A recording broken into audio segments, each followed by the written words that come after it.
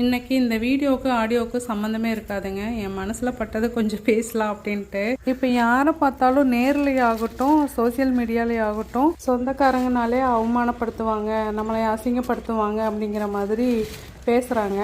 But நம்மளும் ஒருத்தருக்கு சொந்தக்காரர் தான், அதையும் நம்ம மறக்கக்கூடாது.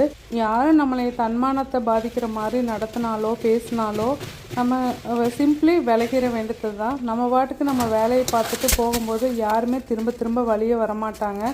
நம்மளுக்கு ஆகிற சேதாரத்துக்கு நம்மளே தானுங்க முழு காரணம், முழு பொறுப்பு.